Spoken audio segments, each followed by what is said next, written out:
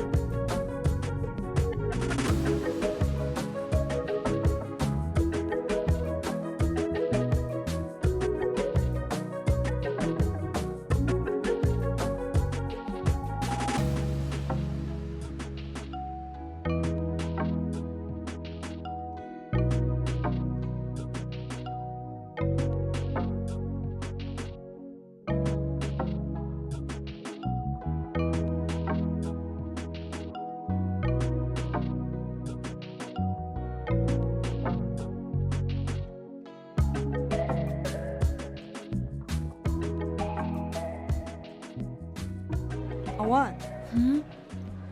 Adam ini na pungton he kuiji shaisla. ꯑꯩ ꯏꯁꯩꯁꯦ. Nay shailo. ꯑꯩꯖꯣ.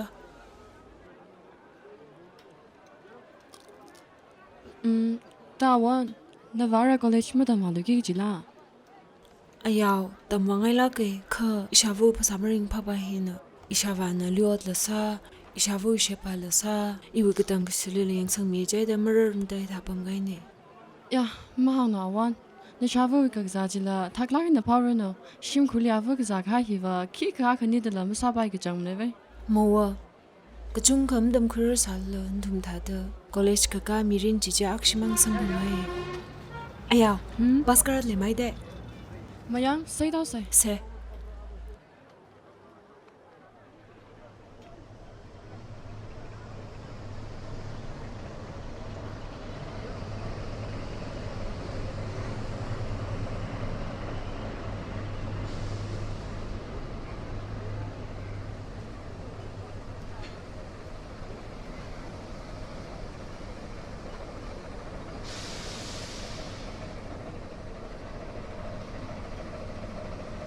ꯀꯗꯥꯏ ꯅꯪꯒꯤ ꯕꯦꯒꯇꯣ?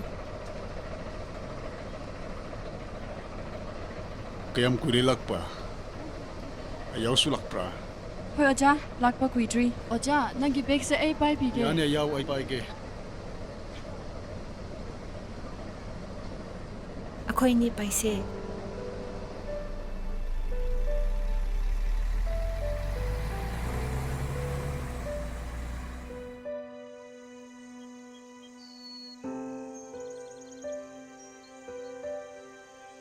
ꯑꯁꯤꯗ ꯈꯔ ꯐꯝꯁꯤꯔꯥ? ꯍꯣꯏ ꯐꯝꯁꯦ. ꯑꯋꯟꯁꯦ ꯀꯕꯣꯛꯁꯦ ꯌꯥꯎꯅ ꯄꯥꯅꯤ ꯆꯥꯔꯣ. ꯅꯪꯅ ꯀꯕꯣꯛ ꯌꯥꯝ ꯆꯥꯅꯤꯡꯉꯦ ꯍꯥꯏꯕꯗ ꯄꯨꯔꯛꯄꯅꯦ. ꯌꯥꯝ ꯅꯨꯡꯉꯥꯏꯔꯦ. ꯑꯩꯗꯤ ꯀꯕꯣꯛꯁꯦ ꯌꯥꯝ ꯆꯥꯅꯤꯡꯉꯦ. ꯑꯁ ꯂꯝꯕꯨꯏꯗꯒꯤ ꯅꯈꯣꯏ ꯈꯨꯟꯗꯨ ꯁꯦꯟꯁꯦ ꯈꯣꯡꯗꯩ ꯆꯪꯊꯣꯛ ꯆꯪꯁꯤꯟ ꯇꯧꯕꯁꯦ ꯑꯋꯥꯕ ꯑꯃꯅꯦ. Hoi, wabdi wai. Adubu akhoi khundagi rambu khongna chatpase mahosha adum oikreda.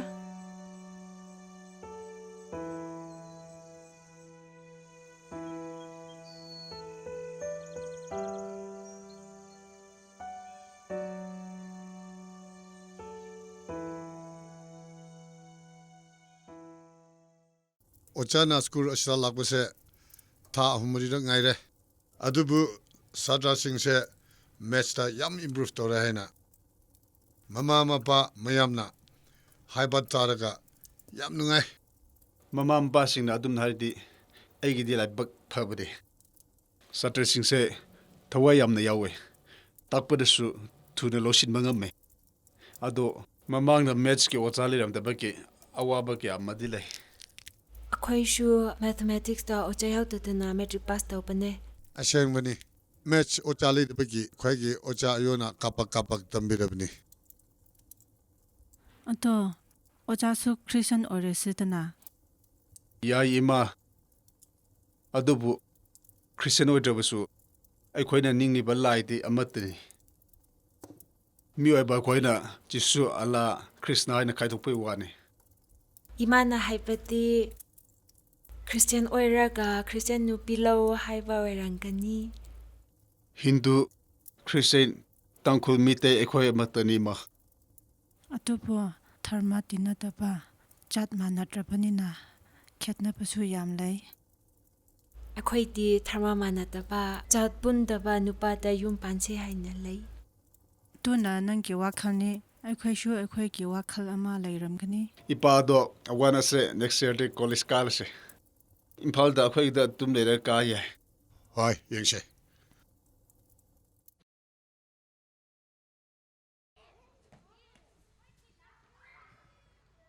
Therefore, the radius of the sphere is 60 centimeter. Have you understood? Good.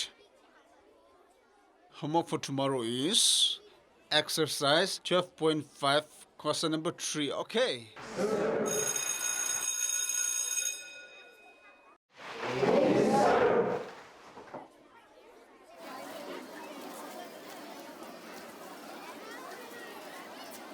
Ishi picnic वासे जीजी अगजले वासे आपम थे का हंगलो से इधर तुमला इशिवी पिकनिक ही मवा यारो इंग चमलका अपम चाक बाया खले वाउरमा अजब इसी सरपंच पाई है वेयर से ओ सर लाओ अखोई मदर्स डे की पिकनिक तुगी मरमदा तानारंबने Hoi adudi soihan kumsida. खोइदि सोइरोय अदु मफम कतायदा कना कना चचिरा हाइबदुने Aigidi iyai yai. Noina apamba mfambada chala loire. अदो सर अवन बुटी नंग न हाई क्रो अया बुटी एन हाई क्रेगे Haige mukosu yarakanida. होय लिसाबी मसिंग बुटी नबाना याम क्रे Hoine. होय नुबाना याम खरे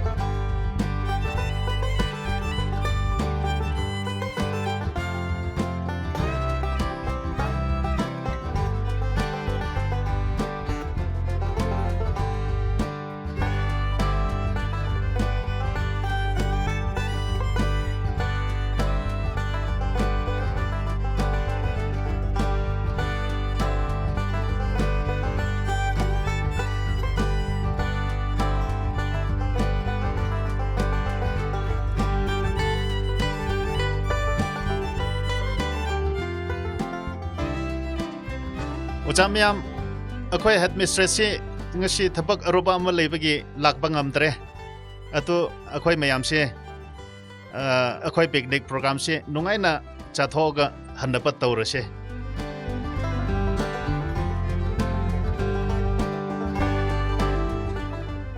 सरपंची फोटो अमन नमिनर से Au yai. Nahagler muko.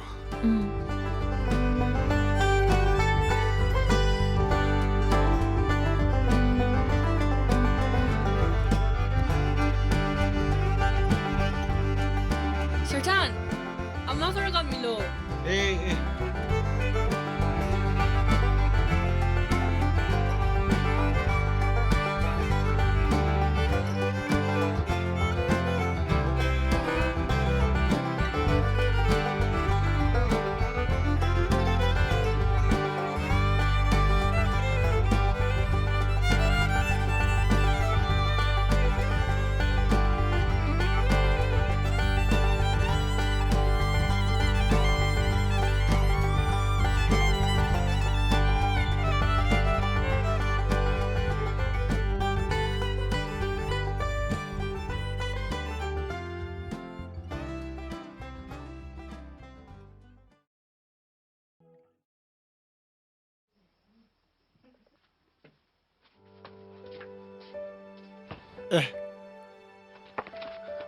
Pakde he longbin later bro ꯂꯩ ꯑꯗꯨ ꯂꯥꯏꯔꯤꯛ ꯄꯥꯕꯗ ꯈꯨꯗꯩꯅ ꯅꯨꯡꯉꯥꯏꯌꯦ ꯀꯗꯥꯏꯗꯒꯤ ꯅꯨꯡꯉꯥꯏꯕꯅꯣ ꯄꯥꯈꯪ ꯃꯥꯟꯗꯦ ꯀꯗꯥꯏ ꯅꯪꯒꯤ ꯐꯤ ꯁꯨꯒꯗꯕ ꯂꯩꯔꯗꯤ ꯄꯤꯔꯛꯑꯣ ꯑꯩ ꯁꯨꯕꯗ ꯌꯥꯎꯕꯤꯔꯛꯀꯦ ꯌꯥꯔꯟꯗꯤ ꯑꯩ ꯑꯗꯨꯝ ꯁꯨꯖꯒꯦ ꯑꯦ ꯃꯤꯅ ꯐꯤ ꯁꯨꯕꯤꯒꯦ ꯍꯥꯏꯔꯒ ꯏꯀꯥꯏꯕꯒ ꯁꯥꯔꯤ ꯀꯗꯥꯏꯅꯣ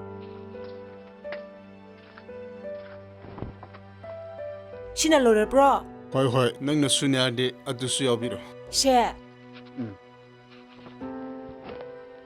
ꯑꯗꯣ ꯑꯣꯖꯥ ꯑꯩꯈꯣꯏ ꯏꯄꯥꯅ ꯍꯥꯏꯕ ꯉꯔꯥꯡ ꯅꯪꯅ ꯂꯣꯟꯕ ꯏꯔꯣꯟꯕꯗꯣ ꯌꯥꯝꯅ ꯍꯥꯎꯋꯦ ꯍꯥꯏ ꯑꯗꯣ ꯉꯁꯤꯁꯨ ꯁ꯭ꯀꯨꯜ ꯍꯜꯂꯛꯑꯒ ꯑꯃꯨꯛ ꯂꯣꯟꯕꯤꯌꯨꯀꯣ ꯉꯟꯅ ꯂꯥꯛꯑꯣꯀꯣ ꯌꯥꯏ ꯑꯩꯗꯤ ꯆꯥꯛ ꯏꯟꯁꯥꯡ ꯊꯣꯡꯕꯗꯤ ꯌꯥꯝꯅ ꯄꯥꯝꯖꯩ ꯌꯨꯝꯗꯁꯨ ꯑꯗꯨꯝ ꯊꯣꯡꯕ ꯌꯥꯎꯏ ꯅꯣꯏ ꯏꯃꯥꯒ ꯏꯄꯥꯅ ꯑꯩꯕꯨꯁꯨ ꯍꯦꯟꯅ ꯅꯨꯡꯁꯤꯅꯕ ꯌꯥꯝ ꯍꯥꯎꯅ ꯊꯣꯡꯕꯤꯗꯔ ꯂꯣꯏꯔꯦ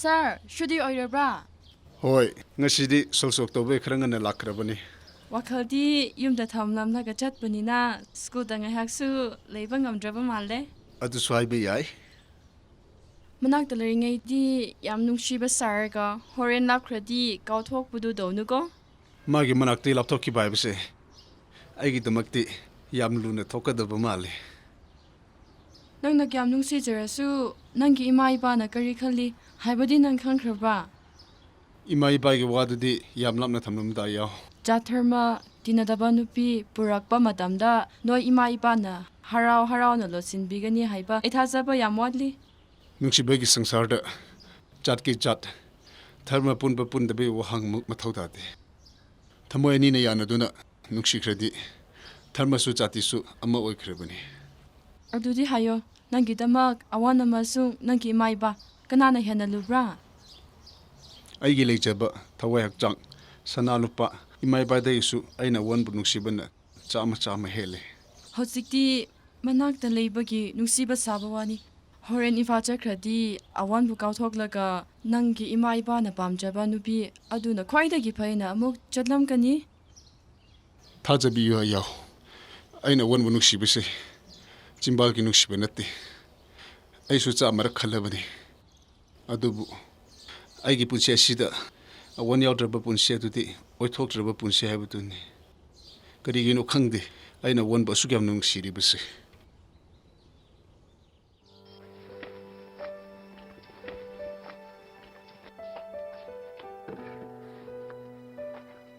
ꯑꯚ ꯑꯆꯨꯕ ꯐꯖꯥꯛꯇꯤ ꯅꯃꯪ ꯕꯦꯃꯦꯗꯂꯥꯏ Naveng baya. Hi hada va shom haura chi se ke cha. Na va ini nga leng theng ot sa laga. Na lila na we tam khing sa khangai va shom da tam khing sakra. 이왕키 그마 푸닝 로워 카나 위 각자지 라이 자와이 그 지망네 이네닝 장바 Ara pha cha haura va hina. 아버 이나 뒤야 큰 하나오게 깔리 카 이히 심바나레 지시 지바나바 타라 Yaron ka ja na thum thai khang rok laita. Shimpan haura cha kha. Chilina va ini na ki hangra. 람나올라 마크닝 라카 터말라 강테 미르나올리 파나오레 지시 자가 타라 Now he. Msa pa pha lo. Na va ini da u khanang khabai. Msa kham raw msa lo.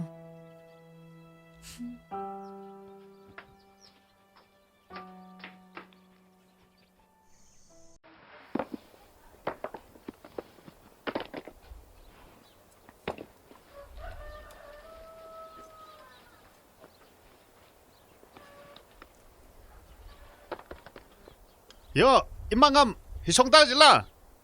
ꯏꯃꯥ ꯒꯌꯣ ꯑꯆꯤꯡ ꯇꯥꯂꯛꯀ ꯅꯩꯂꯦ ꯈꯔꯖꯥꯟ ꯁꯥꯈ꯭ꯋꯥꯏ ꯈꯜꯂꯦꯗ ꯍꯣꯟꯗ ꯅꯧꯂꯤꯒ ꯁꯪ Ki khrjan klase. ꯁꯦ ꯏꯅꯤ ꯈꯔꯖꯥꯟꯒ ꯁꯒ ꯈꯜꯂꯦ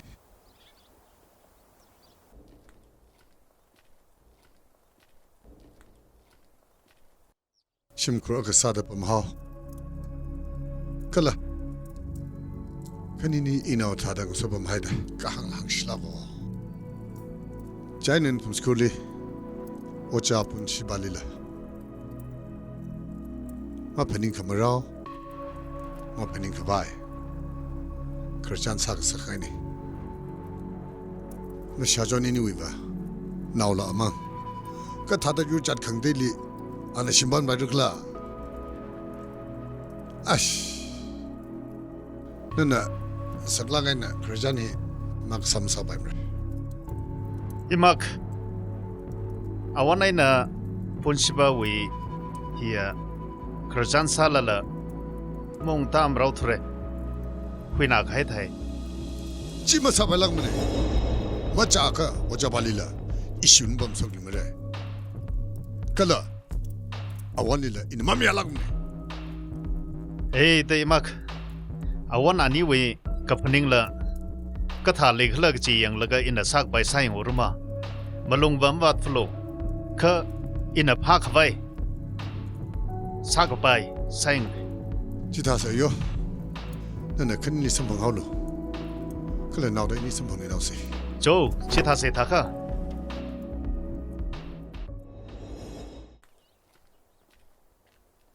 Sarpunchi Mr. Thing yam thajadana khoi le kaida ꯑꯩꯈꯣꯏ ꯏꯅꯦ ꯈꯣꯏꯒꯤꯗ ꯊꯕꯛ ꯑꯃ ꯂꯩꯕꯒꯤ ꯂꯥꯛꯄꯅꯦ ꯑꯗꯨꯒ ꯁ꯭ꯀꯨꯜ ꯆꯠꯃꯤꯟꯅꯁꯦ ꯅꯪꯕꯨ ꯀꯧꯕ ꯂꯥꯛꯄꯅꯦ ahoy loshile chatminase ꯍꯣꯏ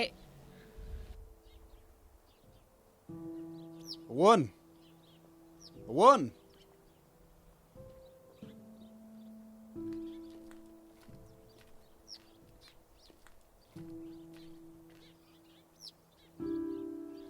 ꯑꯩꯈꯣꯏ ꯏꯅꯦ ꯈꯣꯏꯒꯤꯗ ꯂꯥꯏꯔꯤꯛ ꯑꯃ ꯀꯥꯎꯈ꯭ꯔꯦ adudi losi ꯍꯣꯏ ai bai bigi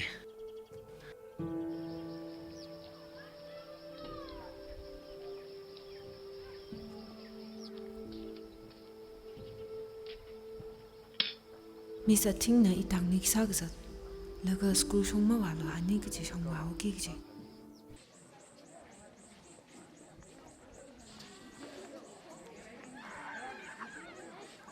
Oja punsiba. Oja aday chatkhrabasu ipani di hayang exam ki sheet chart amasung question mayam do routine ki matung ina shorting to thokse. yai madam Student attendance record shida leire. Sheet chart to hana semase. hoi madam madam ai ocha singda nokoi halamoina haiki Okay. miss nokoi khra halamo madam na magi thabak khra mating bang bio hairi ai ngahak le rek lakke phare sir atude akhoi halam ke ꯆꯠꯂꯒꯦ sir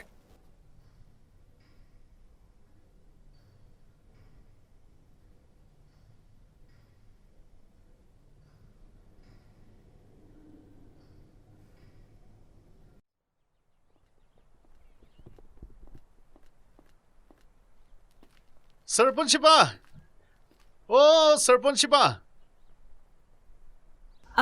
Awoyola. ma ine Awa, oja wa school wain ma shokrang dai na thumang song la. ma shokrang ye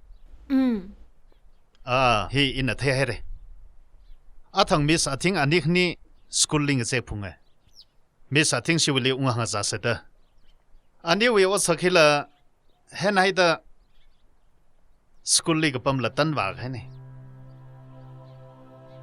Katha sarpunchi bai na miss athing katha wi ji to awoyo. school oja bing katong na ani we o sakyang laga tan ser khane achon thangwi picnic chile yangra honda miss athing baba khawai shiluida phai oja bonchi ba hiya maite naw la sa ho ning chai athing ma thei kha mapam ka pai thata school office li pam lala oja bing katong khana ani we o sakyang laga manang nawai ser khaine achula ani ung khaine arwe rwe mong mura I ung fugai Kachang khat la awoyo. na thumba shimli ga sai ka pamhaida ani we o sakmak theine arwe rwe mong mura ani cha laga arama ungra sanaure I ung laga arama rara sanauge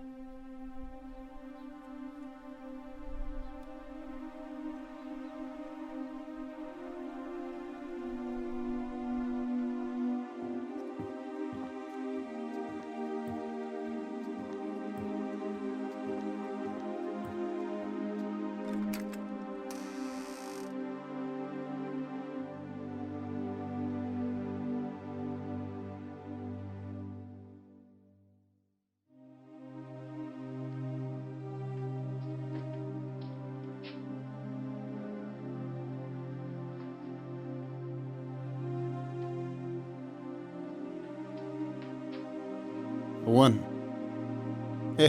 One mai horibo. Ngasi di thingina. One. Hakchang nung atribo.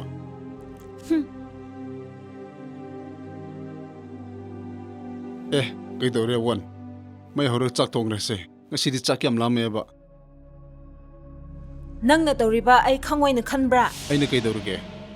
ꯅꯪꯅ ꯂꯩꯁꯥꯕꯤꯒꯤꯗ ꯆꯥꯛ ꯆꯥꯔꯒ ꯂꯥꯛꯔꯒ ꯑꯩꯒꯤ ꯏꯃꯥꯡꯗ ꯆꯥꯛ ꯂꯥꯝꯕ ꯁꯥꯕ ꯑꯩ ꯈꯪꯉꯣꯏꯅ ꯈꯟꯕ꯭ꯔꯥ One nang harise kyan da bangam tre. Ai hojik school degi lakraga lesabi kana kida chak chakani. Aduga lesabi khangna busu leite. ꯑꯦ ꯅꯪ ꯍꯧꯖꯤꯛ ꯁ꯭ꯀꯨꯜꯗꯒꯤ ꯂꯥꯛꯄꯅꯤ ꯍꯥꯏꯕ ꯑꯩ ꯈꯪꯉꯣꯏꯅ ꯈꯟꯕ꯭ꯔꯥ ꯁ꯭ꯀꯨꯜꯗꯤ ꯉꯁꯥꯏꯅ ꯁꯨꯇꯤ ꯇꯧꯈ꯭ꯔꯦ Hoi. Oja myam di ngasai chakre. Adu ai budi headmistress na hayang exam gi si charsem na bahai bagi. Ai de tu sema hojik lak. ꯀꯅꯥ ꯀꯅꯥ Ai gi headmistress. ꯅꯪꯅ ꯀꯌꯥꯝ ꯍꯩꯅ ꯁꯦꯝꯖꯤꯟꯗꯨꯅ ꯍꯥꯏꯔꯁꯨ ꯑꯩꯅ ꯊꯥꯖꯒꯗꯕ ꯅꯠꯇꯦ ꯅꯪꯒꯨꯝꯕ ꯆꯥꯎꯈꯠꯇꯕ ꯅꯨꯄꯥ ꯑꯩꯒꯤꯗꯃꯛꯇꯤ ꯃꯇꯤꯛ ꯆꯥꯗꯦ ꯅꯆꯤꯟꯗꯨꯅ ꯑꯃ ꯇꯧꯊꯣꯔꯛꯄꯅ ꯑꯃ ꯅꯁꯛ ꯐꯥꯎꯕ ꯌꯦꯡꯅꯤꯡꯗꯦ ꯅꯪꯒꯤ ꯅꯨꯡꯁꯤꯕꯤ ꯈꯣꯏꯒꯤꯗ ꯆꯠꯈ꯭ꯔꯣ ꯆꯠꯂꯣ ꯌꯦꯡꯅꯤꯡꯗꯦ One.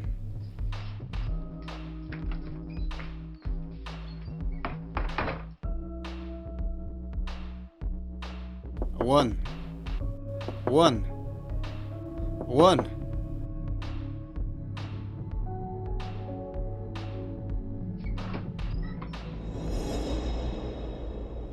Kayino one nang tawri bashibu.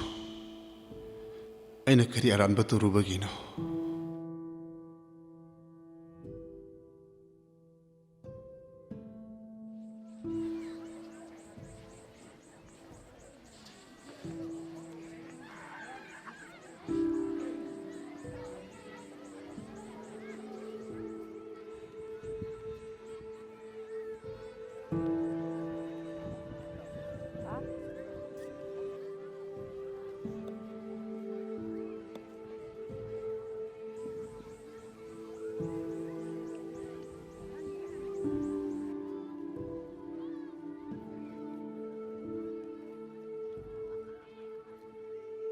Sir, kari tawre?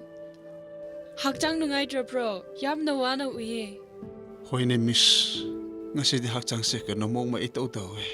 Lao, office mo nung da famse. Hoi lake nang changla mo. Hoy, aduti lao ko.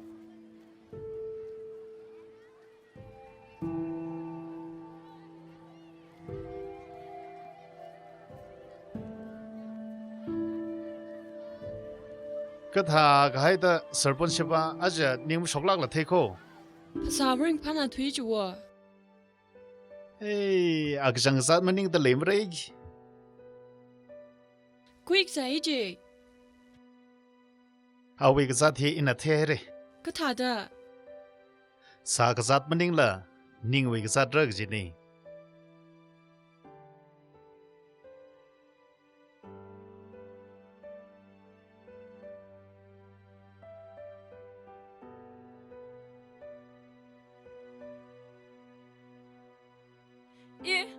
Kaza khai la. Hishong wa sa nai ji ka. Ka chuan chi khang mai la gaza chi wa. kasi kasala aklum thei thure khagzaga ma khagzak le jila phamda thure Sai shimuli zamam sai. miaure hili thada bom se Sai shong ra lo tha ka. Da wan na wi tu hiwa ka tha wi chi klai. iwi khamor hina li le shi da hang thang ching sho ji maklan khuli pai mreyang ayaw Ana ka tha klai maram ji hang lo. chim sho ji lat ung ga pai ni si ji I na li ma le shi phut manai na chak chila ning chaina ye na ga thama ka shung yaro na da pen lak ina hang khulak rovai Na ni wi alo ni khimak ja le ha klai chi ne. hiling so bam da le sa lang la na ga dei li khizat ka awya pam lung si ja ka thamrau kle chinda tuili wa kashim tu mang otsak na ka pha khrek Sir bun shiba mathala kin dam khi ka hai mi kala ka shung na ka hai mi a khana. Jimang maning da na li le shi li sakrek lam ning samra. Phapda khong wi la jang sa ba ya wan. ayaw na la wi mi chang sa gai la ka thema mi sai da thumna thimla kai na kapik la ga I thumning rew na ta khlai ni kha kapi pha khrek mi lak ne ina thai jaina ina ali le shi da hangai du ji ga thaklan khuruk le chu apong cha hang mi lu chini ayaw Awan sir principal ma ka cha ki le haw le chine ilil hang mi lo awe ming chen dang da ning chai nai ma hang lo athing na li lami li khai na ka sui tha da sui bam anna ithum li ram fu tha da tam nganaw ayaw atara le ka thawra tek sir maram ji thar ga rat la ning chai ipam le jim theng sok lo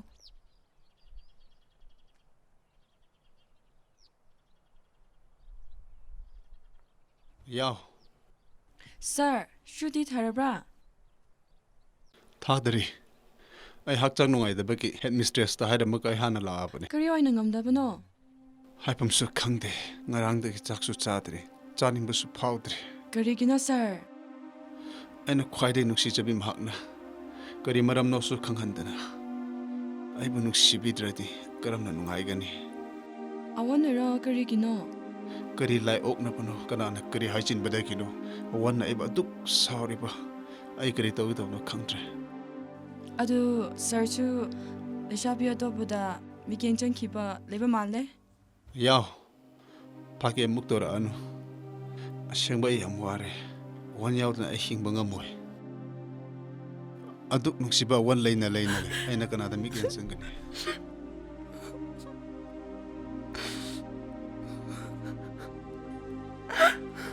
school da ojaw emina ba nupi adop da mari leina ba male kanaka yaw adugumba lerimba tarade ai hojik shibo shuru awanatana aigi atuba mamuk lete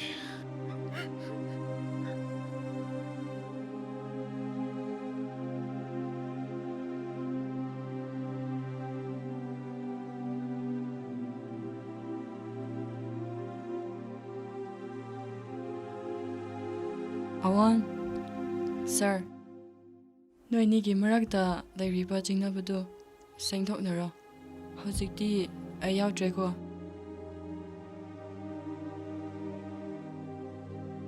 wan nangna ibu nuksibitra harisu maramdu habiramu egi kari iranno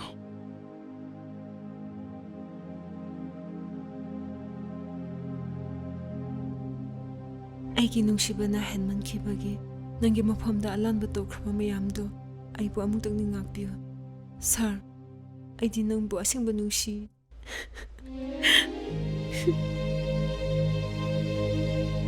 awan nang yawdna ahinga boy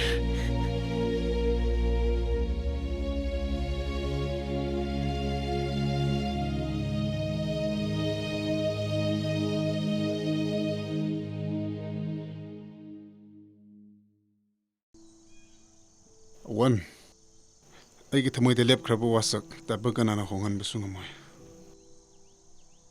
khanghaudaba aigi thamoi ashini nangbu nungsiye haina haikiba numit adudagi aigi wakhalse pothafam khangdre aduna kaigino aina nangbu nungsiri base imma ipagi apambagi mayoktani aduga hayeng nangi ima ipana aibu inthokbikhrati aigi punsi ase kari oikhini khalaga aigi khongthang ase hanbokbusu yadbagum thanjingbusu ngamdabagum Parasya uwat aigi asingba nuksibada thacho ibani ki panthung yawna bagi lampi aina loina yat khrabani chindana ama thamoi nungdana kari lotliba khangba ngamdaba miwebnina aidi thajaba kauba adu khaktani punchigi mera oina ibani ki panthungi ngaijaram lage awan aibu munna yenglaga tamoina mutta kauro tamo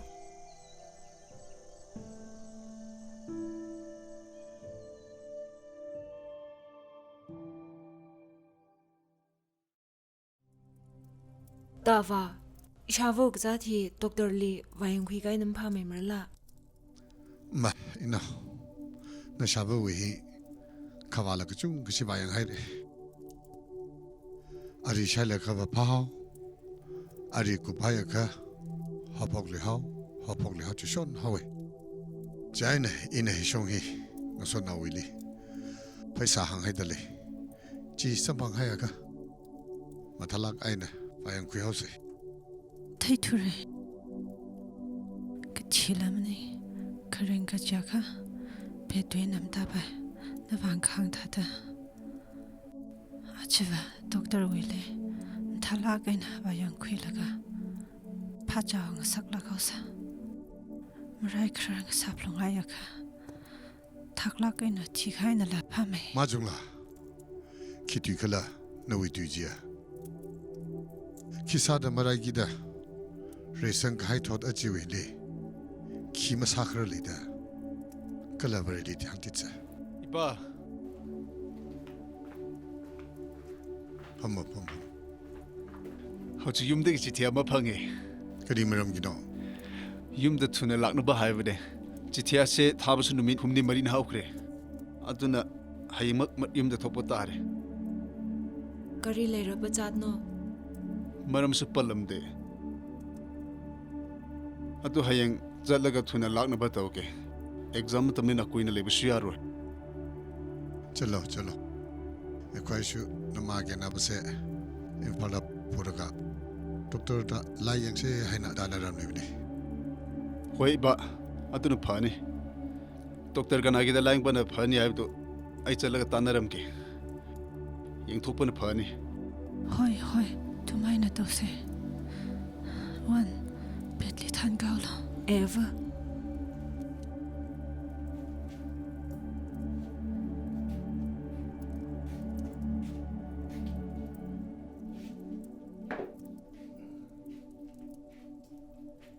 इबादो खोय हयंग चमिनारते कमाय तोबा मरुगिदा पैसा खरा हेरमे अतु यंखीगे अदुगा दानरसे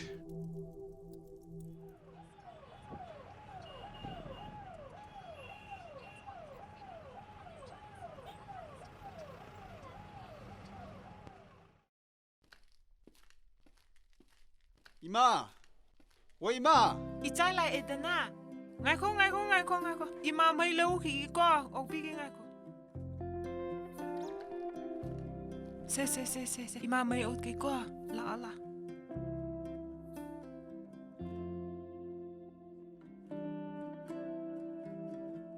이마 바바디 Hojing ba bazar da thoki bani ne na pa do. Kuidri ne.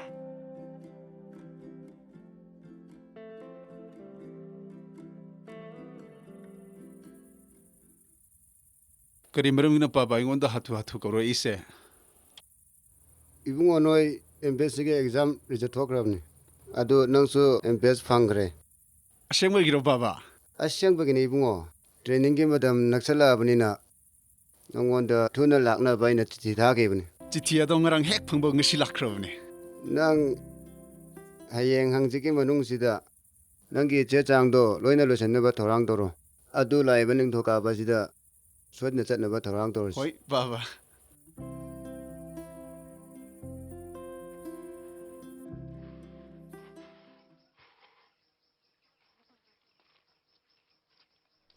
Awan, nawi kamre kiwa ka hau nai vai. Ayo kimrek ruklai. Awan, ninga hor me gai ta kwa juwa. Da awan, ara ning kamong lai tura dala. Shit kasang ga ma shit kasang lem thai tre. Iwen ta thwe ka jingri kai ma lem na. Kla chi thang wen na hun kha ma ang la we chak ma thai ka jingri pam ra thura iwa. Lai ka shi rar sang ka highway wang dala. Hey, ayo hina. Thang ka mang la ama kli shim ya jo thai ra. Og thui sai ko rung chak yang hai ra. Kapi ka bang ka za khamang la khalum pa wi thura iwa. Da ka tharan ka ji da. Thak da kara sare chimang hang ma nei. Da alung li chang ba mau se sai ya. Mai sai, sai zang bu mo sai. Da yaw. Khni thum thang hon na ka ama ka inyak shi da infal da sila. Ai, ishiling hanin gai la ka maya ka dak lai sai.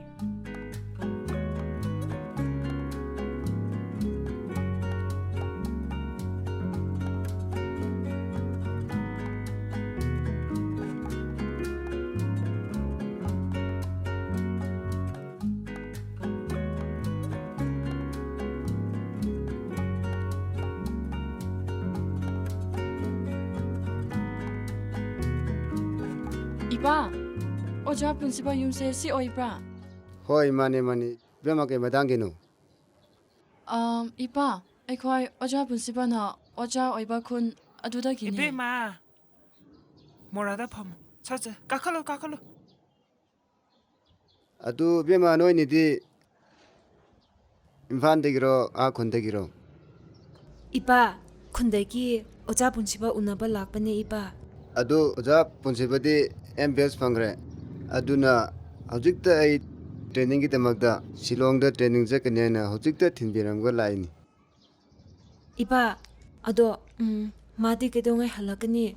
magi training di chahi amani aduna ma training du loidri faudi halawai adubu bema noi ni di kana nu Aina chan yaw mahak na kyawan. Oja punsiba na leiba yum adugi machanupi ni. oh Ado ipa magi address ka phone number lebra. ma chat ki badangai binina phone number su address su amatu su lede hojik makti Adudi ima ipa phone number ka address do konna mu lawba Oh tare. hoi la la. Adudi ekhoi chat lage. Oh hoi chalo nungai na chalo ko. Hoi ima.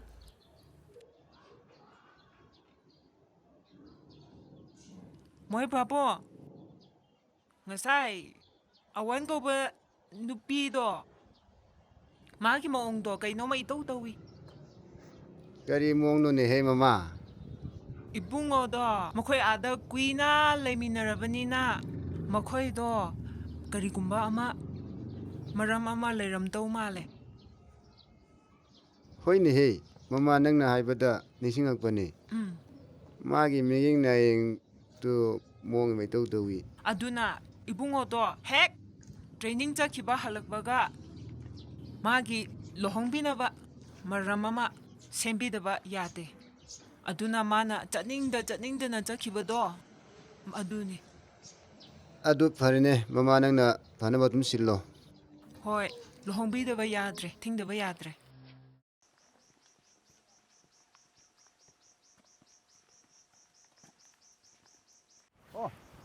na wei lai de khiao wa i thum mai ma chang ling nai oja noi ma jang thure khan shar bo jang da thei thai i li miao lo i ji bak ba sa tak zat nai e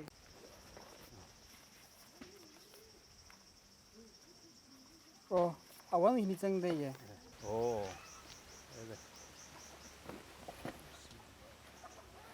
now da la a wei lai de khida ta ji hong kha i li ru mi do e oja yang ran ni ke cho ni she de e chu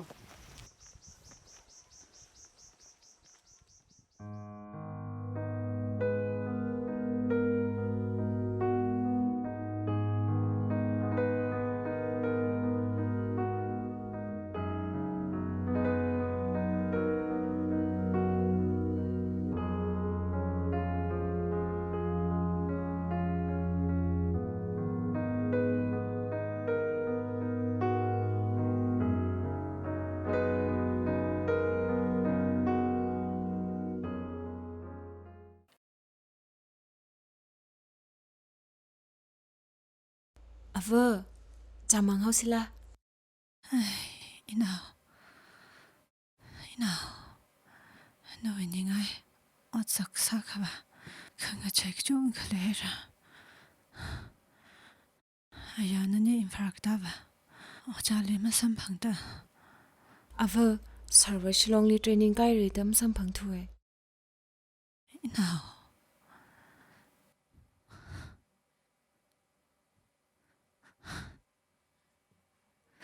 Ava no shaka phang pa tam hile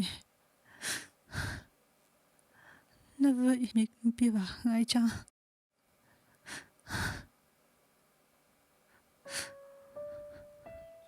iki kam thamne wo.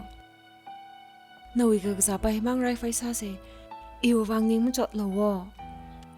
shunga kan no mai ma nek bi hai takle tum kai kr chachina never we found it nai no Ava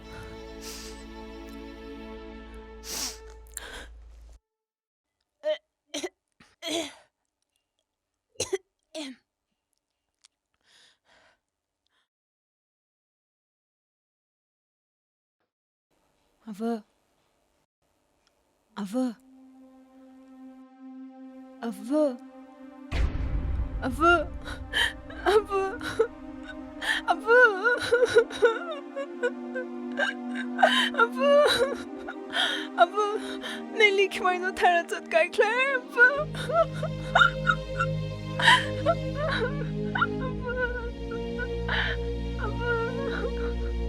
마주라 레일리 망가를 들어장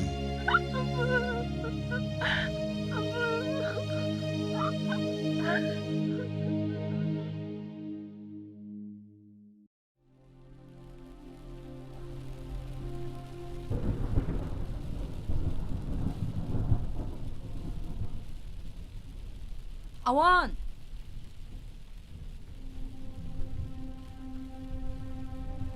Awan, ninga jod lai da ringa pa bo nim jokai na lampa mai na. Ayaw. Yung mirin hiring pango ja yerum sami tura. Kanang shon da kala le shi da renang rin mi kai ji kan da na shavali tum na han pi bai ki jula maning jiliva na shavali ning ma chot ka vai na nam thala kai na sheba sami kai pa na la mam shum mai mara la. Ayaw. Yung chot wi tung mi. Ka khiek na ishabaw mga lamang ning lang tura. Sa la mani neng tu kla. Ayaw. Ayaw. Ihing la nong ning tura. Ka tha ya wan. Chitang chimi sha. Nawi room chili.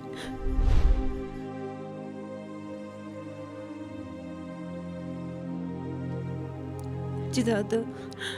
Chiwen ihing la nong ning tura. Ka avog ho jing sa kai na. Ka jeng khala wan. Ayaw. Og tish na yaw mi chayli. Itata kapning gash na kya sang saru kleya. Aba, inik ni mamirin mang tugabaya. Ma kanang nula wan. Rena pa ka mai ngran hai sara.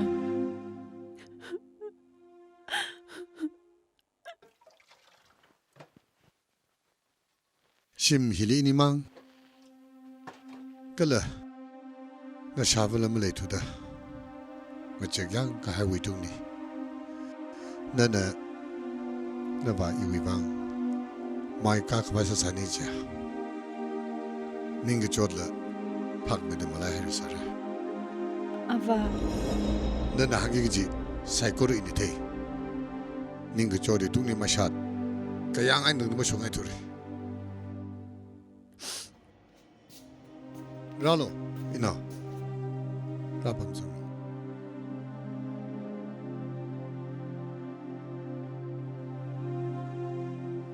Ina awan. Ava, Mirin hiba saklake. Mirin ni khani shida ma shikwa. Ne phekar ka ki dekhale. Yang zala karsang. Kala na veni we ashina ma ga ji. Mama la mi hayalo.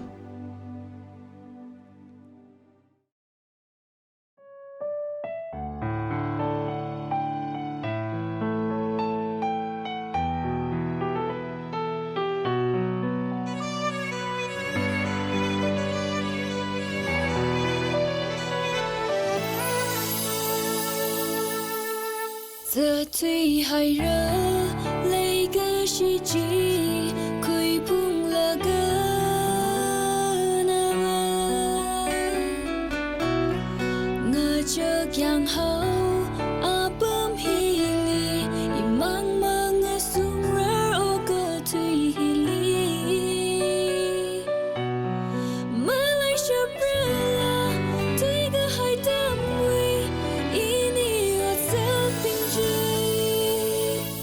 hàng khơ ai cứ chung khơ lỡ mà hàng lần nó tha hai rơ mà hơn ông lùi mà rơ đờ ý mà phơ những xa lạc mà khô khơ ngơ ba cả đơm hi ta rơ ý thấy xa xì cơ chờ hi li lơ lăng mây khá đơ yên nơ li lây xì xa rơ mi hai sai út lùm tông đờ lấy xì lơ lơ cơ thao xì ngơ ba khâu rơ li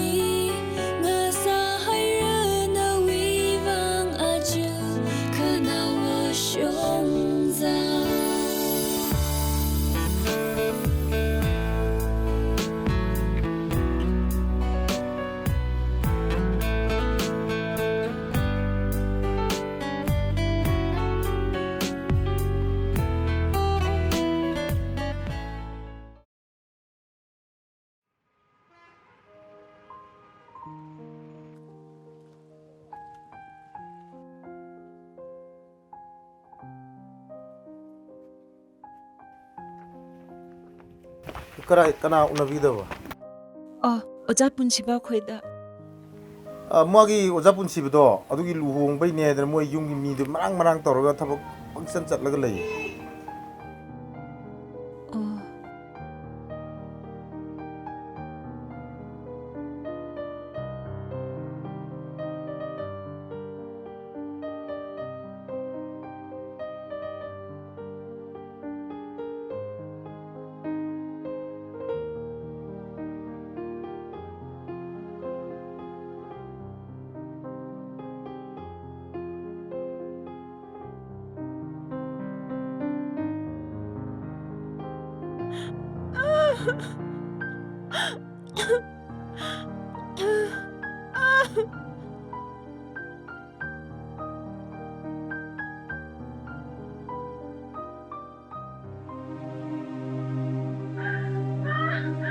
Ya, nashabu. Nang labu hiapka. Jot tarik langa namili. Na mok tisa kapai sa.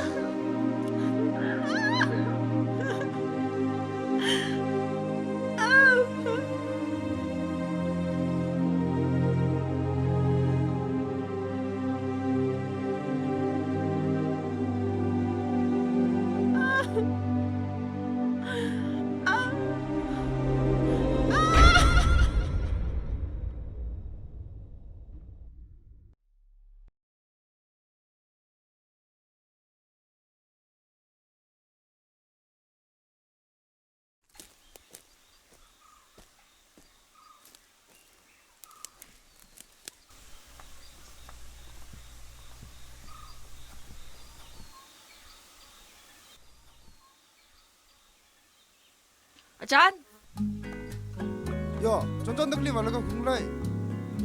ina ning jang la kai wana the de ji wa khui ka khung ne wo tu mi la the le ye. Kyawan klai sai. Na wa khui mi shap lai. Da hang no ina wa khoi mi ge jitla. Ya, jang kat in the de khla wan ji nang han ga tu han sang sak khayang. Ya, ari hon shinobi ngui jan han ye mi thi ra. Jordan no we kan ji nasta kap yang kai. Ai, yo wan ji likap zo re. Ma kap zik vai ning khang char ji na yum dai mi kap jot la sai. Ye, awan klishna tik zat le jko ning sherlo.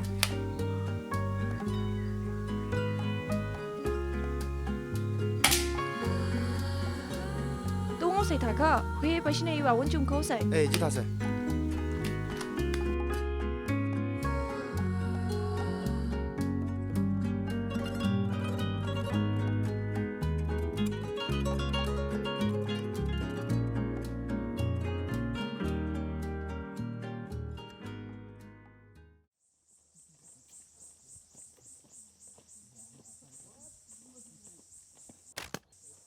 Bye. Mashakra. Sharon tat kan sai. Chimnadla ya. Oh. Shabarde. Liu khu nimla. Aina lamthe kam suida dagda dai tumna khli wo cheragla sai. Ai yong bi hi ring phai pom ni ser le mo yang. Shimri a pha ka lam lai sa, fa sak lam ma chat. Chonchon ni la the the li ko. Ajan ni thata pha cha chon ga jong ho na la. Ma hang na ni la asimai na bung da. Itu mun ni mong pham na ve. As nimong lag ya. Ya, iwa ka pai ne, tum huna khlam pa kra la ka. Au da kli ka ka ashta ka pak atam ra ka nu tum ning chot sa ko ko. Chonchon tu mara pak lu gi jim ne knawain de ta dang so chon ra ra. Maya. Ta sai ungo sai in tum ni wat le de rak phan ne. Ai da na yong sung sero sai. Yang. Jo mai.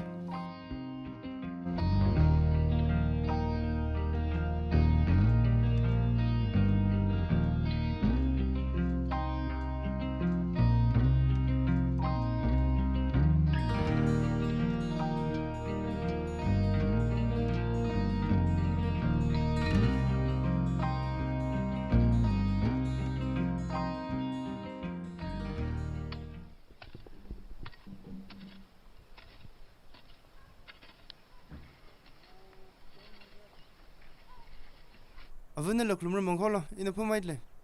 Ai, miao re naram zamang no ge.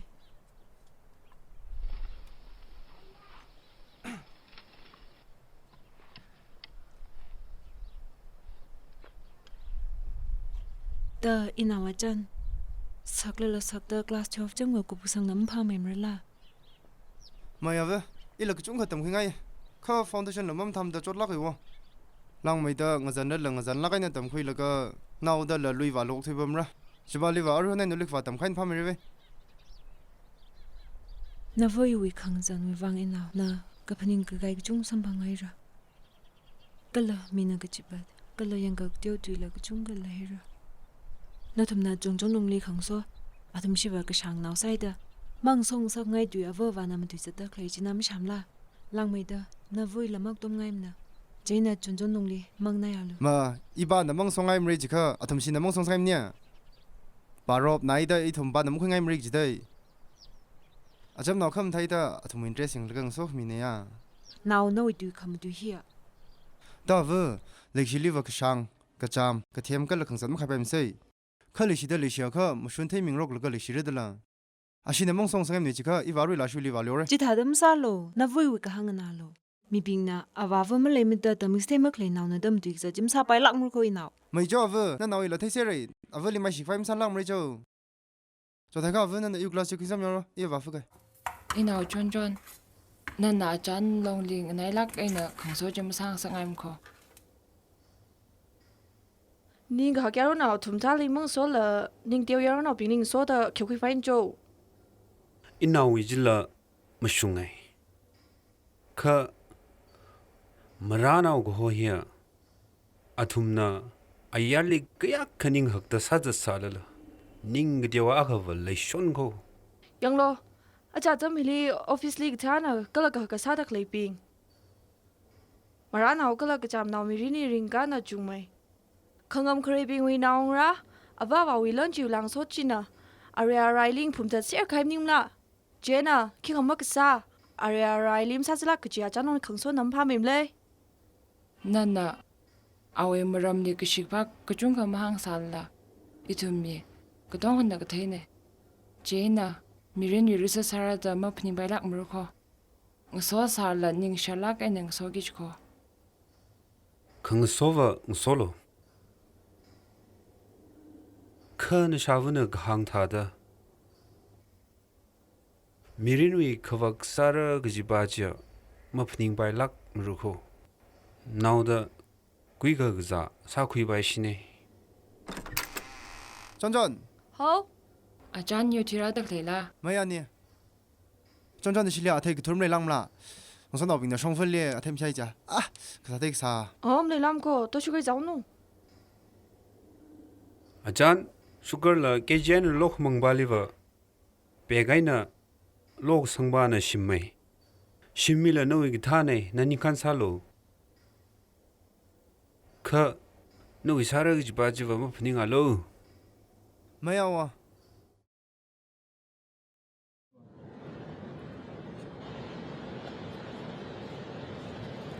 yo awai na ni nani wa rai re yang mai ini rai ra ko na bu na ni wa chờ huya ra ko mai wa je wa ko wi da hang zai da chờ dot mga va mer no ê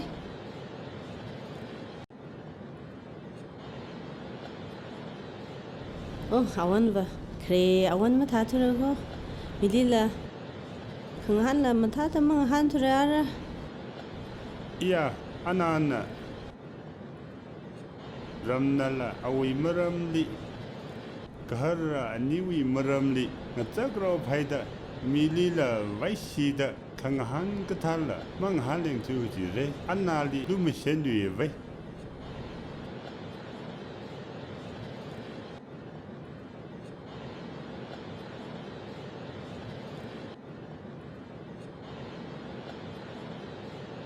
avuda na vaksa da mili lam tha da mangan lak jiglai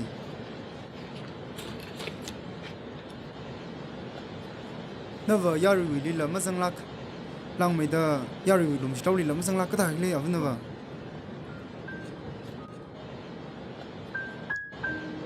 inaw yaru lim jong khangai mani ne kha re de phai ka ka yonai da ara yaru li jong ki ja kui ma khang ne mane inaw khani shi da ara ini li mi ne ma chi pa khwai ning jingla ka no thwi ki chi khoyo ning dio lo server ini wang na phak me atam ra sara lang mai da avunali na mai shi faim salang ma ta china ve ni la awo shli vot manga va milo ta ngai laga ini baut manga am khui lak kha shoi ra sa o chau se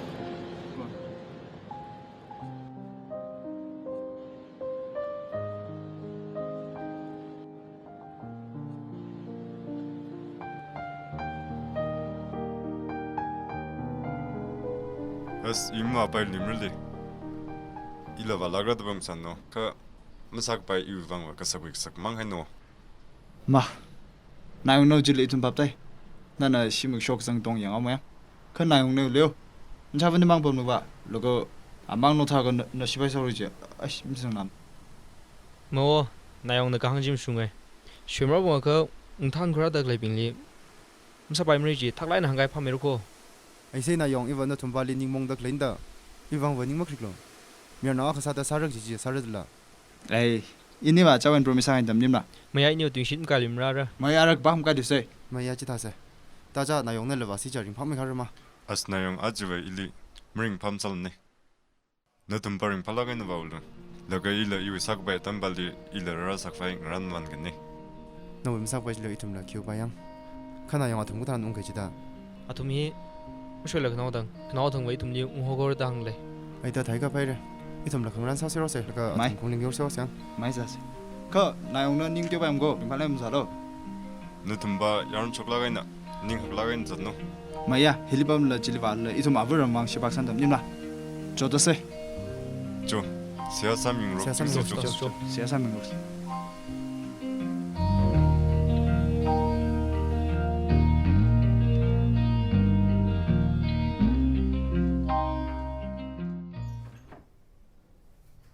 avun na han sat leng mai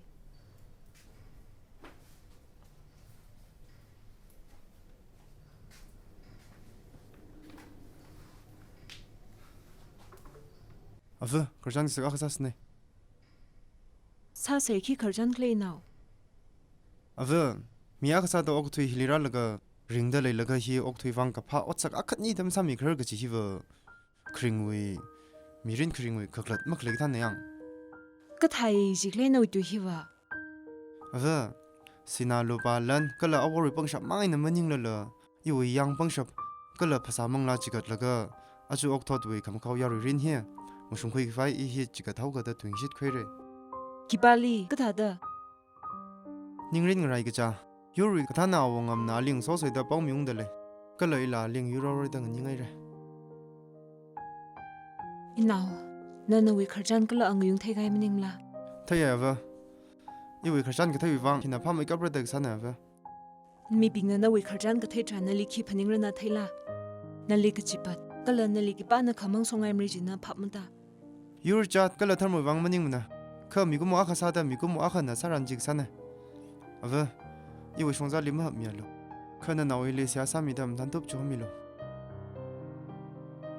ya inaw na sha waina na sha yilam lei thu da ini mang la la rimphala ga ni pam sa china kha na na chat phung ra chi kha ina ma hap ngai mna chaina awayoli la kharjan sa sai laka awi sok mi po khil ga chatlu ai ava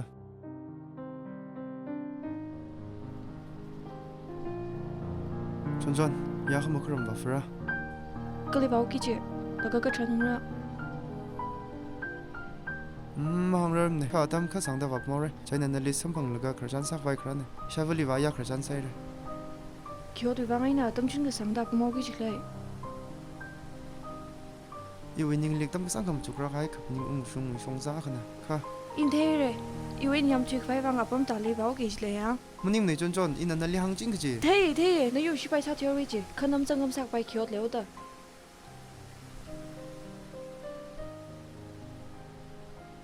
tam sang kam chukra khai khap ni sung song za khang sa san la a chen wen ta thyo gi ji phuning wa la ga yu mirin li chon mi kap chi sim shwa khang sa ya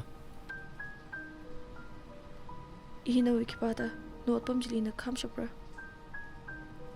chon na hi mirin li sak mi kap ga ji yu mirin wi pasa yu manglana a chen za ki dak le hi la na wi shuruk sang da le chen lim nrim chho mi lo yo chan a cheng reu yu bang chot dai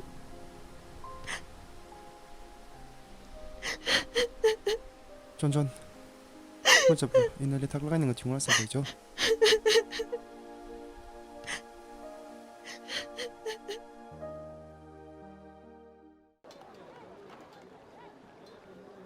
Hello. Hey, Jova, itatatada.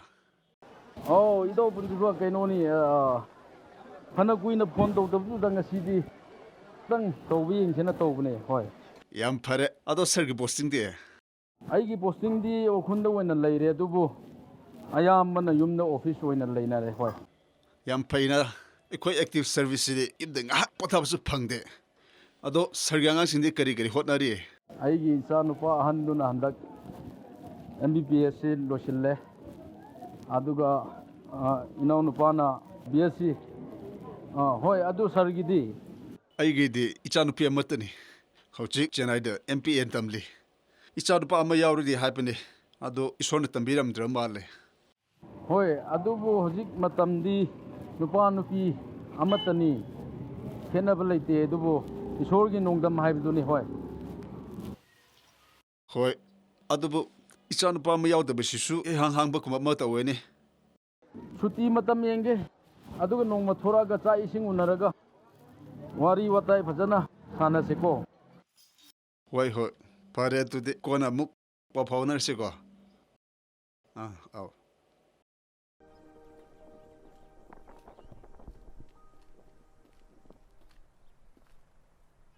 요 전전 나 그들은 가글래 아상가에 가중덤 상랑의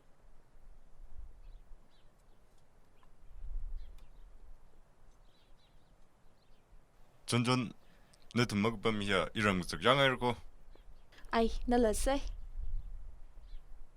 넘넘 나가 있는 범거사 이싱 쏜 너빙라 알아 그지 저기 와 저튼 록서레다 이망을 마히 더 전전 인팔릭 밤와 머링 팔릭 레요 링파예 달라 람리 tumбам 컴나 링파메 에이더 전전 일러 성우게 에이 저 타카 일러 쉬미와 띄우메가 사일가 아짠 차블리 아르마 상상펑 프레 에이더 버펑로나스 양 타가 에이 저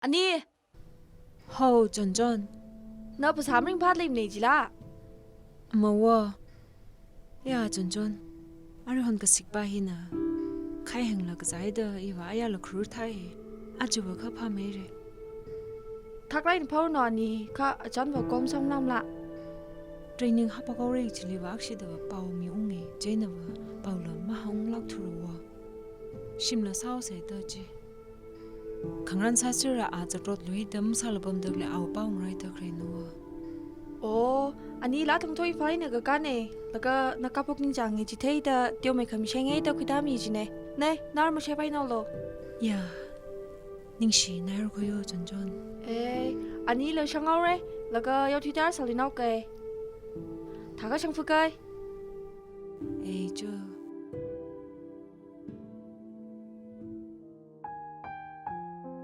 awanse ka boksa yana pani charo nana ka boki am chani ngai bide purak pune yam nangai re IT ka box se yam chaninge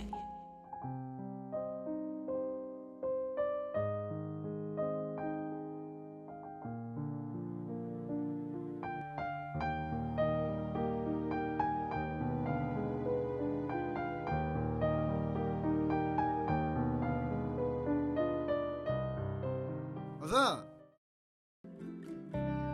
ya inau mongchong thali ungrik je paula mamila se se simlungli changau se inau se hasa khui se se ava 이 트레이닝 고 파일러가 포스팅 림바랑 라칸달리 스마이네다 쿵달라 ya khai inau posting wa kachili tariji as avo you posting va infali tairewa chaine va khnaw thing infal tawlora da khiwangin imfalita ki jikle apam ga telim bam baimla ava 이 통미 뻥 황에 림범 바임네와 단어 빙 오더네 카브너버 부상선 마카테고 어떤 나듬 사노 otla ki sarra khara tamna ra gai ra inau 아브 넘라 렁이 세이 닝엇 뻥 나듬 살로 카브 이시 바 하월 뭐 가이랑라 아주바 자 생애 리세이 oh how har kai de le na ung kha shai khwai da harwa kai de le araman na hunggang samkulgan nan saulu jo. Sida ga va. Oh, laga va.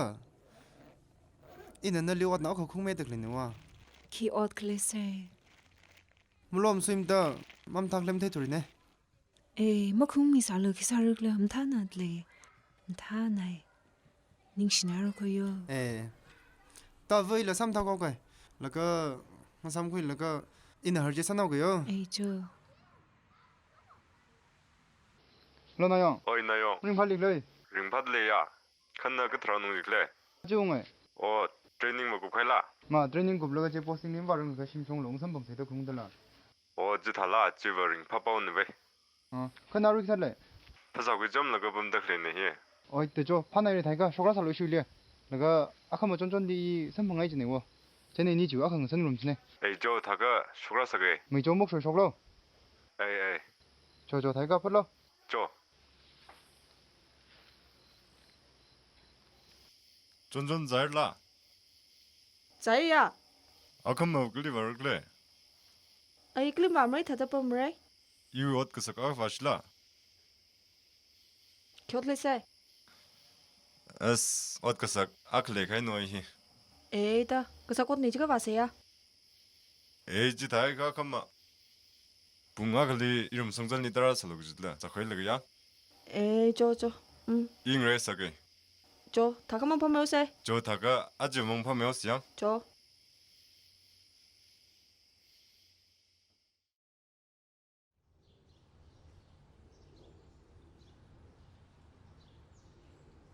John.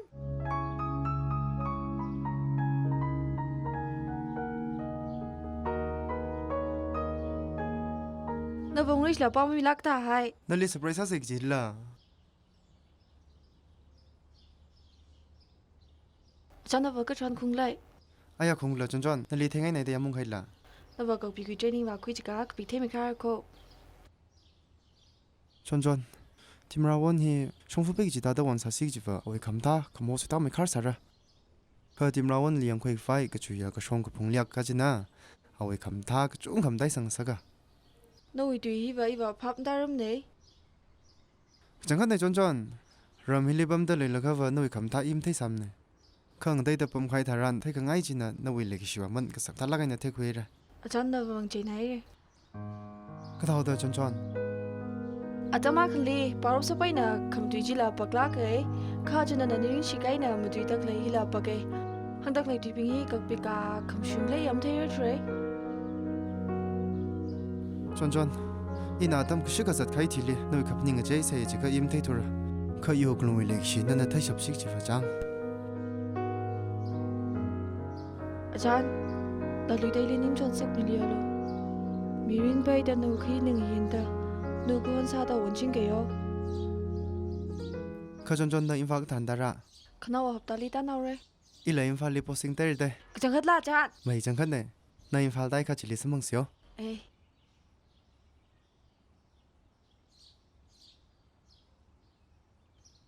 Pre wi ta da no wi ngalem li pam ngai shon na la. Rai vam pam bai lim ra. Cha hi noi wang na. Hina i wi ning no wi ngalem na tam ko chi lei ching ga chi sakhi sak vai na. Nei chon chon. Ta la kai na phari mi ai lo yo. John ni shnai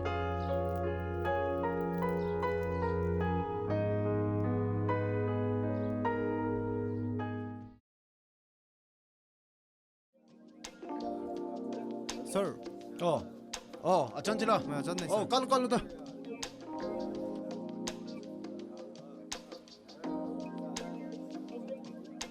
Sir, anam yerting. Hurry ini hit training group laga infal li posting ta tung pam dak leina. Ta sir, hurry infal li pam dak le isina ka naw bing wang itum na kisa ka or ka ta sami ka phar ga chui matang le na ling sek se da khran nei. Official kai khaliwa kharjan la saira laga ri laga khaliwa le fra. China aje hila sir li hiwi matang le kharjan sa se da khran nei. Ai ring phalak kai pawn jo iktok ni nani hya khang du lka yuri wang shepa samira da chika dai da khleji. Dang lo jo. Ina ki sami vai le ki kharjan sa se gi je.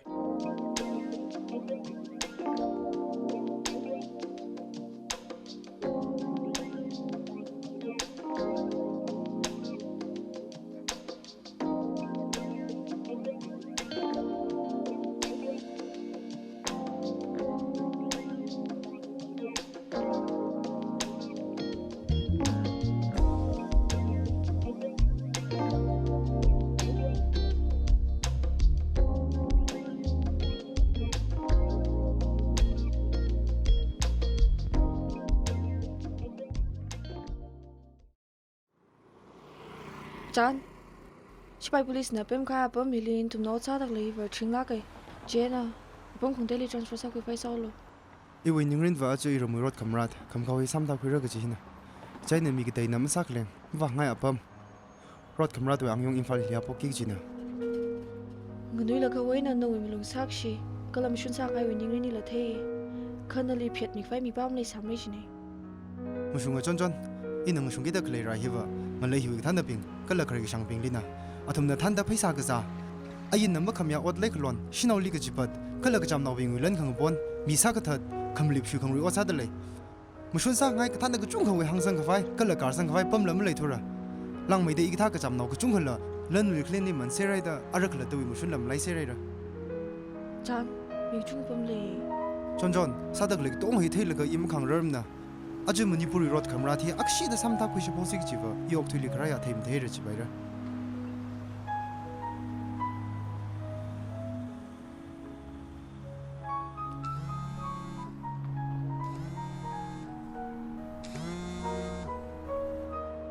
Hello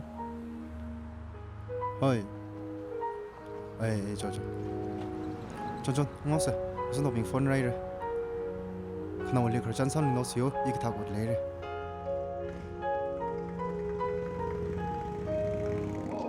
동아. 원당 이 사비 생도 못 깨돌게.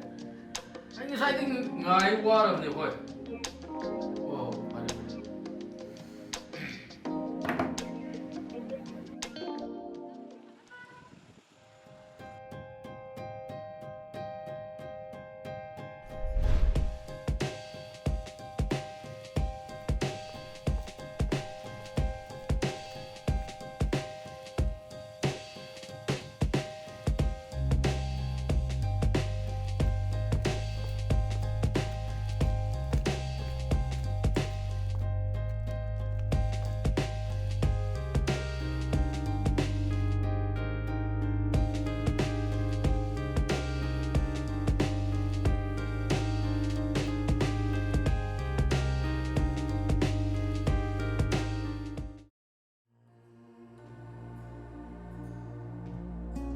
너희 공부 오피셜 뭐야 마시나 오해레 바가세 못할리버네 오피셜 오르고 오피스 디가다바 아두가 앙앙 아시기 가이쿰다 망한바 어이 서 라레 아이 마뚱다 시금바 타박세 모한다 그리 하이바 넌 뭐에 거기 너왜 갸르비 그러게 넌 로신브라 너희 공부세 배터리 비들 레버 마토다데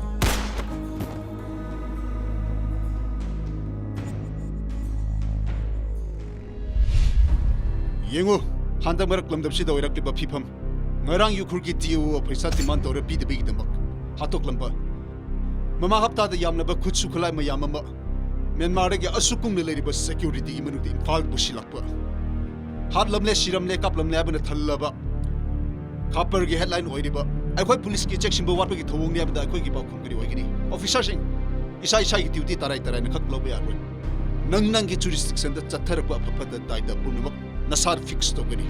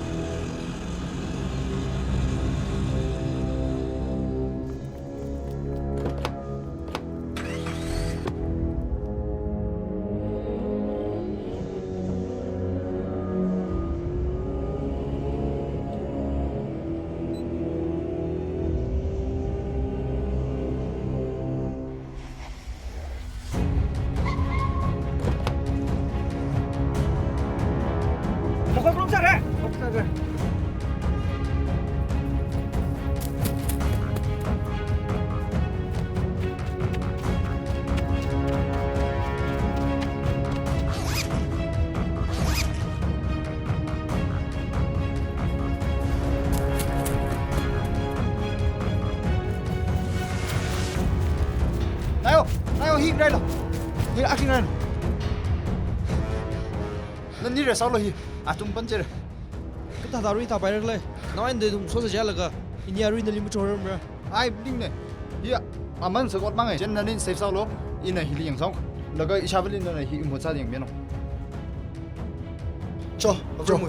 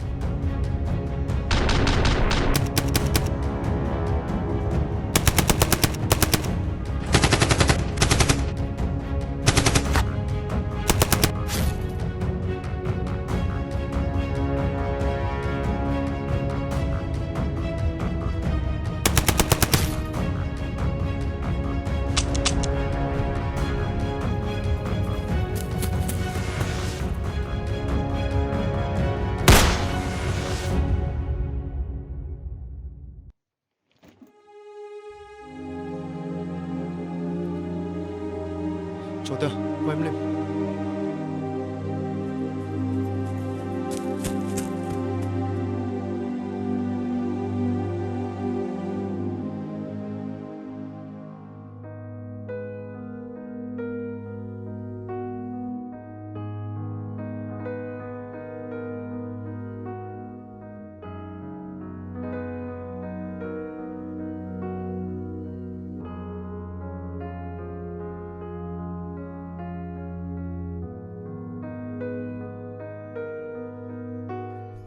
Hello Idao.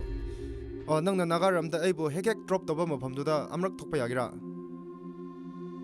Hoi.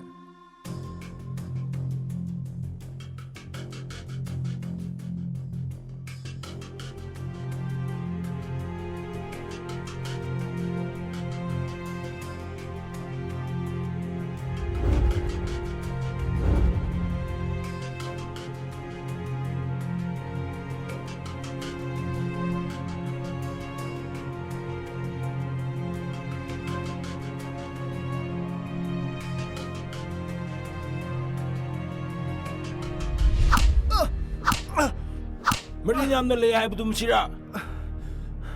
Hey, minaim cha. Noi gumba thabak di shuning da na sen jaw paining ba. Minaim cha. Nang na purak pokhulai myam to kai thame hayo. Hayo. Nang na purak pokhulai sing du kadai le. Aina purak pokhulai sing du de. Noi gumba officer, huran officer mayam sing bu kapna na kon na de.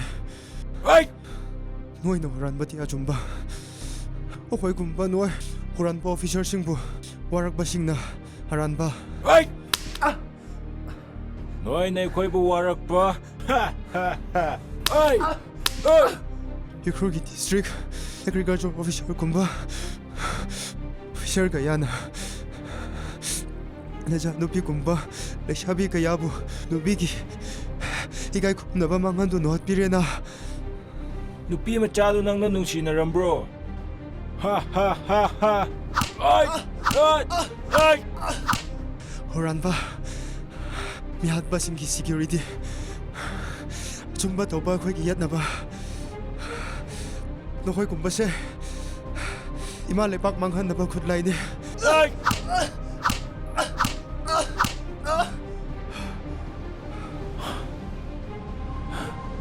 Jimmy!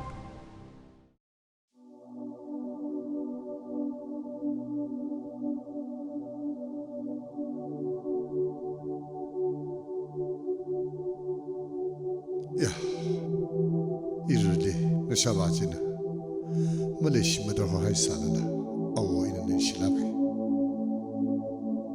No Wikarajan, Mushiban Kawai, oh, in a Lake Shiluka Mission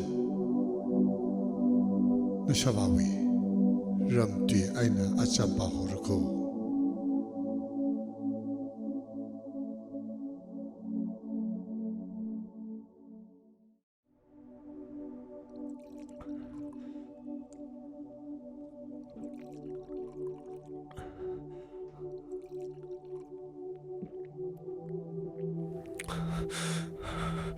Semik, im Winukrejan, 真的那我啥好人了？哦，一到那了当混到那，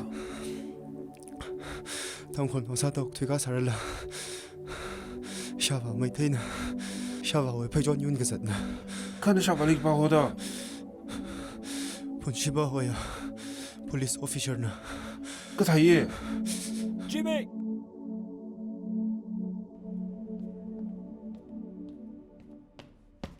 May I come in, sir? Yes, come in. Sir, mahak asi Imphalda yamlaba khulai purakpa misaktuni. Amasum sir chawbada hatlambadu sum mahak nani. Aigi murup chawbada kaplambadu sum mahak ne ba. Hoi, sir. Officer, mahak se nang gitapum thokba tawro. Yes, sir.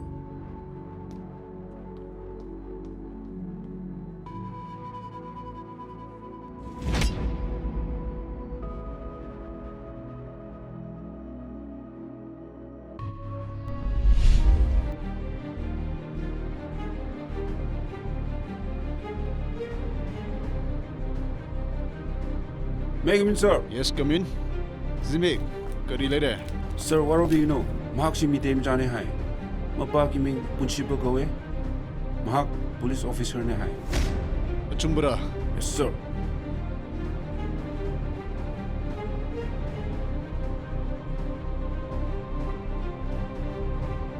Khoi. Khoi. Khoi.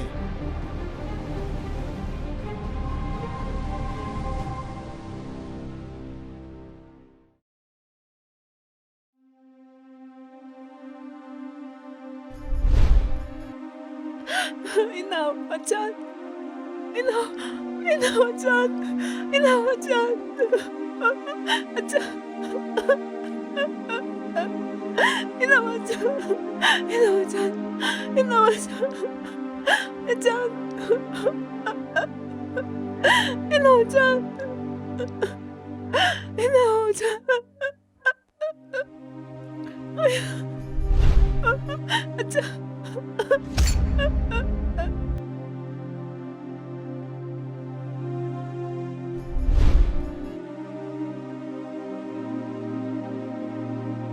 I guess I'm going to see the Tatsu.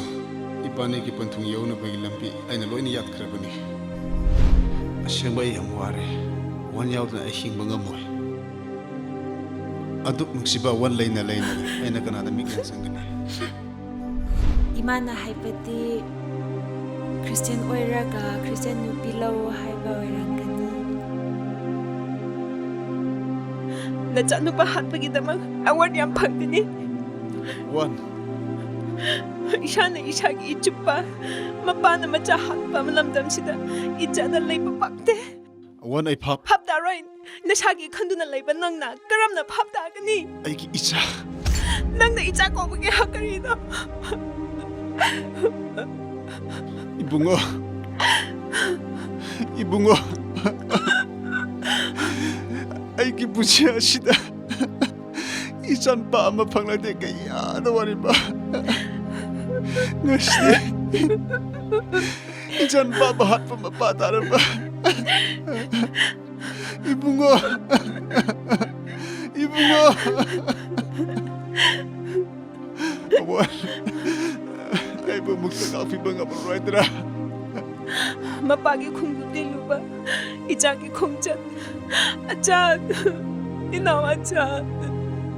Asyukoy na ning simpitra ba? Ngasidi. Ngak pinapakari hay jari. Mapana nung simpitra ba so? Mama ay hindi. Taway-way riba ija. Achan ba? Achan ba? Ichan ba? Achan ba? Awan. Ay ichan ba? Achan ba na suaraw ka na ba? Magi aroy bagi tauram ay napagtok na bagi. Hayaba madibibiyo. Ichan ba malahin at chow tok jage. Awan, please. Nangki wajabada kandu na layba nangki. Shani, sha. Chan. Chan. Ay kay ichan ba? Layrang chandu na jishugi managda chakri. Chan. Nangki may tatok na naron sa kataba ichan natin. Chan ba?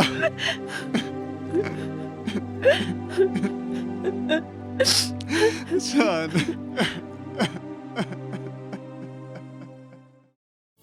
Hàng khơ ngay cứ chung khơ lỡ mà hàng lần nó tha hai rơ mà hơn ông lùi mà rơ đờ ý mà phơ nính xa lạc mà khô khơ ngơ ba cả đờ hi ta rơ ý thấy xa xì cơ chơ hi lý lê lăng mây khá đờ yên nơ lý lê shi xa rơ mi hai sai ụt lùm tông đờ lấy shi lơ lơ cơ thao xì ngơ ba khâu rơ lý ngơ xa hay rơ nơ vi vang à chư khơ nào ngơ shông ra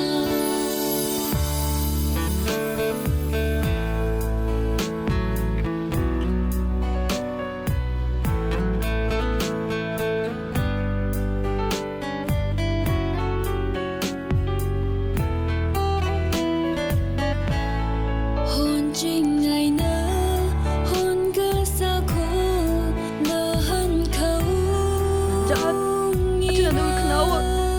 Chúng ta sao là